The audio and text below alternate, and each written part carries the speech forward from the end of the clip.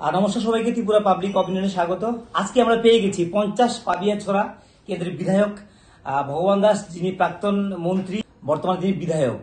কেমন রয়েছেন তিনি প্রাক্তন মন্ত্রী ছিলেন। আমরা যখন জিআইবিটি নিয়ে কথা বলতাম, তো এই বিষয়টার সঙ্গে অবশ্যই একটা গুরুত্বপূর্ণ একটা সংযোগ রয়েছে। প্রাক্তন মন্ত্রী, যিনি শ্রম দপ্তরের মন্ত্রী ছিলেন, ওনার সময় এই জিআইবিটি চাকরিটা, ওনার একটা অবদান ছিল এই ক্ষেত্রে। তো সেই বিষয় নিয়ে আমরা আলোচনা করবো এবং তিনি কেমন আছেন, কেমন চলছে সাংগঠনিক কাজকর্ম, এলাকার কাজকর্ম, সেই বিষয়টি নিয়ে তুলে ধরতে যাচ্ছি। আচ্ছা, একটা বিষয় খুব জানতে ইচ্ছে করে, আমার যে ত্রিপুরা পাবলিক অপিনিয়নে অনেক ত্রিপুরাসা ভাই বোনরা রয়েছে, তারা অনেক সময় আমাদেরকে বলে যে পাহাড় উন্নয়ন নিয়ে বর্তমান সরকারের একটা এখানে একটা মানে ততটা গুরুত্ব তারা দিচ্ছে না। একটা কথা আসছে, এডিসিতে যদিও ক্ষমতায় রয়েছে দীপ্রামথা, তো যেহেতু আপনি জেলা সেক্রেটারি, আপনি স্বাভাবিক কারণে রাজ্যের একটা দায়িত্বে আপনি একটা কথা বলার জায়গা আপনার রয়েছে। তাদের উদ্দেশ্যে কি বলবেন? আপনি যখন বলছেন পাবিয়াছড়াতে 9টি ভিলেজ কমিটি রয়েছে, বিসি নির্বাচন হচ্ছে না, ত্রিপুরামথা সবসময় কথা বলছে, সেখানে আপনি ডেভেলপমেন্ট হচ্ছে বলছেন। একটা অংশ তাদের মধ্যে বলছে যে তাদেরকে বঞ্চিত করার চেষ্টা করা হচ্ছে বর্তমান তারা ক্ষমতায় সরকারে থাকার পরেও। সেই জায়গাটা নিয়ে কি বলবেন? দেখুন, আমি আপনাকে বললাম যে একটা সরকার সে যতই উন্নয়নমূলক কাজ করুক, যত ভালো কাজ করবে, এই ত্রিপুরা রাজ্যের জনসংখ্যার অনুপাতে মিনিমাম একটা সংখ্যা থাকবে বা থাকতে পারে, বা কোনো সংগঠন থেকে হতে পারে যে সেই বিষয়গুলা নিয়ে তারা তুলে ধরবে যে সরকার এটা হচ্ছে না, ওইটা হচ্ছে না। এটা বিরোধী দলের বা এটা ওদের ধর্ম, এটা সেটা করে, এটা স্বাভাবিক বিষয়, ন্যাচারাল বিষয়, যেটা আমরা জানি। এটা তো সুবিধা হয় যে তুলে ধরলে আপনার সামনে কোন জায়গাটা হচ্ছে না, কাজটা করতে সুবিধা হয়। ডেফিনেটলি। তো এটা তাদের ধর্ম। এবং আজকে বিধানসভাতে যদি বিপক্ষ যদি না থাকে, হ্যাঁ, যদি মানে বিরোধী বেঞ্চে যদি নাই থাকে, তাহলে সরকার পক্ষ কাজ করতে তাদের একটু অসুবিধা হবে। বিরোধীদের থেকে অনেক কিছু উঠে আসতে হয়, তখন সরকার কি করে সেইগুলা ধরে সেখানে সেই কাজটা করে দেয়। আচ্ছা, আজকে আমরা একটা বিষয় কথা বলবো। আজকে দেখলাম ত্রিপুরামথা প্রমুখ প্রদ্যুৎ কিশোর মানিক্য বাহাদুর, তিনি একটা কথা বলেছেন যে বনকে কেন্দ্র করে যে বনের একটা অসন্তোষ ছিল, যেহেতু আপনি সাংগঠনিক দায়িত্ব আপনি আছেন, সেই জায়গাতে প্রশ্ন আপনি করছি।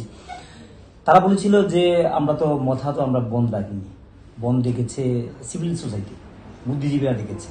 আমরা সেই বুদ্ধিজীবীর মধ্যে আমরা এসে দেখলাম যে রঞ্জিত দেববর্মা, যিনি বিধায়ক, তিনিও ছিলেন, সাংগঠনিক অন্যান্য নেতৃত্বরা ছিলেন। তার মধ্যে তাদের নেতৃত্ব একজন অরূপ দেব বলে, তিনি বলেছেন যে বিজিত তিনি নেতা প্রার্থী ছিলেন, বিগত নির্বাচনে জয়লাভ করতে পারেননি। তিনি কিন্তু বললেন যে আমরা ত্রিপুরামথা দলের হয়ে এখানে শান্তি সম্প্রীতি রক্ষার চেষ্টা করছি, তারা এই কথা বলছেন। এই জায়গাতে আমরা দেখলাম।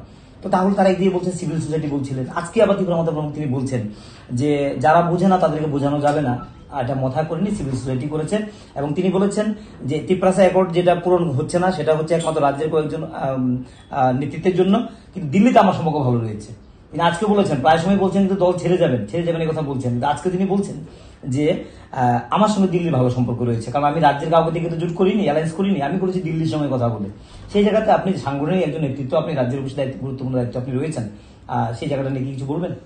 দেখুন, সেই বিষয়ে আমি বলবো যে আমি সাংগঠনিক একটা দায়িত্বে রয়েছি, কিন্তু আমার অথরিটি রয়েছে, এটা অনেক বড় বিষয়। আমরা নিশ্চয়ই জানেন যে নর্থ ইস্ট মিলিয়ে আমাদের যেটা নেডা যেটা তৈরি হয়েছে, এখানে শুধু ত্রিপুরা নয়, অন্যান্য রাজ্য আমাদের জোট রয়েছে এবং অনেকের সঙ্গে আমাদের নির্বাচনী অ্যালায়েন্সে আমরা হচ্ছে। তো সেই বিষয়ে আমাদের রাজ্যের মাননীয় রাজ্য সভাপতি রয়েছেন, আমাদের মাননীয় মুখ্যমন্ত্রী রয়েছেন, আমাদের কেন্দ্রীয় নেতৃত্ব রয়েছেন। সেই বিষয়ে মনে হয় আমি কথা বলা এখানে ঠিক হবে না, বা আমি বলতেও চাই না সেই বিষয়ে, যেহেতু আপনি বলেছেন যে এটা দিল্লির সঙ্গে আমাদের হাইকমান্ড রয়েছে। সেই জায়গায় তাহলে আপনাদের বক্তব্যের কোনো প্রয়োজন নেই, তিনি যেহেতু দিল্লির কথা বলছেন, সেই বিষয় নিয়ে আমি বলতেও চাই না। আবার তিনি বলেছেন যে প্রয়োজন পড়লে আমি রাজ্যের সঙ্গে কথা বলবো, তিনি আবার এই কথা বলেছেন আজকে রবীন্দ্র ভবনে একটা যোগদান সভায় তিনি বলেছেন, যেখান থেকে দাবি করছেন 700-র উপরে বিভিন্ন দল, বিজেপি, সিপিআইএম, কংগ্রেস থেকে যোগদান করেছে।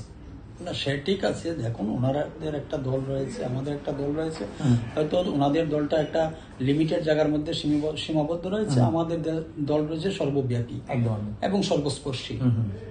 দেশের প্রত্যেকটা একদম কোনায় কোনায় আমাদের সংগঠন রয়েছে, আর এই দেশের প্রত্যেকটা স্তর, প্রত্যেকটা সমাজের মধ্যে আমাদের সংগঠন রয়েছে। আমাদের সংগঠন সর্বব্যাপী, সর্বস্পর্শী রয়েছে। তো সেটা হচ্ছে আলাদা বিষয়। প্রত্যেকটা দল চাইবে তার মতো করে তার দলকে শক্ত করার জন্য, তার দলে সংখ্যা বাড়ানোর জন্য, একদম, মেম্বারশিপ একদম, বাড়ানোর জন্য। একদম। সেটা গণতন্ত্রে এটা করবে, এটা চলতেই থাকবে। গণতন্ত্রে সেটা চলতেই থাকবে, এটা কোনো আপত্তিকর কোনো বিষয় নেই। তবে আমি একটা বিষয় বলতে চাইবো, দেখুন এক সময় ত্রিপুরা রাজ্যে আমরা অনেক বন্ধ, হরতাল, স্ট্রাইক, আন্দোলন এগুলো আমরা অনেক দেখেছি। আমাদের বিশেষ করে আমি যখন ছোট ছিলাম সেদিন থেকে দেখে এসেছি। তার রেজাল্ট কিন্তু আমরা কোনো কিছু দেখতে পাইনি। এতে কি হয়েছে, সাধারণ মানুষের লোকসান হয়েছে। ভারতীয় জনতা পার্টি এটাতে বিশ্বাসী নয়। আচ্ছা, এবং তিনি একটা কথা হচ্ছে ভালো কথা বলেছেন যে এই বন হিংসার পর যদি এখানে হিন্দু আঘাত পায় বা মুসলিম আঘাত পায় বা বিজেপির কেউ আঘাত পায় কিংবা মথার কেউ আঘাত পায়, রাজ্যব্যাপী এই বাইরে যখন সংবাদটা প্রকাশিত হয় তখন রাজ্যেরই বদনাম হয় এই কাজগুলির ফলে।